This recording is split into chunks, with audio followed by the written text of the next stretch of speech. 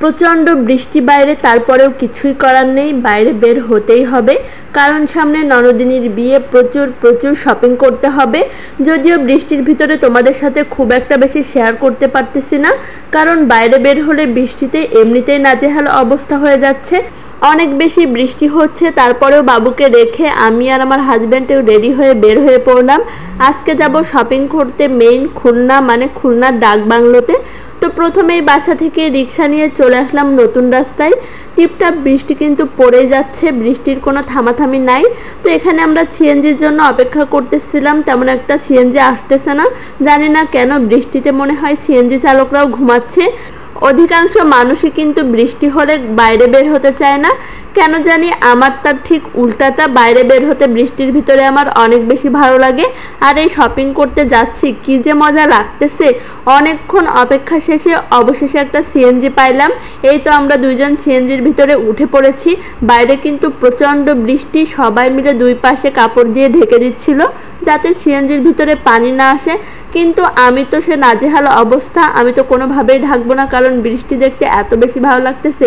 এই যে দেখো সিএনজির ভিতরে বসে আছি, আর এদিকে আমার হাজব্যান্ডকে ধরে বসে আছি।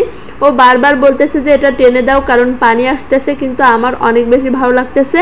অলরেডি কিন্তু আমার বোরকার নিচের পাট পুরাই ভিজে গেছে, কারণ যতই ছাতা থাকুক বাইরে বৃষ্টিতে বের হলে অবশ্যই মানুষ ভিজবে, এটা কোনোভাবে থামানো যায় না।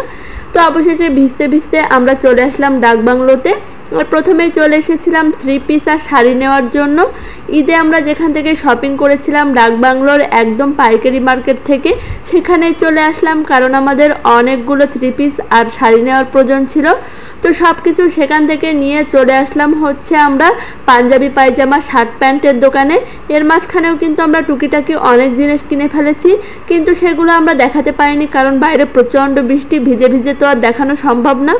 ননদিনীর শ্বশুর বাড়ির জন্য যত কাপড় লাগবে সবগুলোই আমরা আজকে কিনে ফেলবো, না হলে তখন তাড়াহুড়া করে আর সময় পাবো না। তো এই তো এখান থেকে শার্ট প্যান্ট নিয়ে নিলাম, পাঞ্জাবি পায়জামার পিস নিলাম। এই যে দেখো আমার হাজব্যান্ডের হাতে কতগুলো প্যাকেট, অলরেডি সব শপিং শেষ। আর সেখান থেকে বের হয়ে আমরা অনেক কিছু কিনেছিলাম। টিপটাপ বৃষ্টিতে ভিজে ভিজে শপিং করতেছিলাম, তার জন্য তোমাদেরকে দেখাতে পারলাম না। তো সব শেষে আমরা এই তো সিএনজিতে উঠে পড়েছি, এখন বাসায় চলে যাব।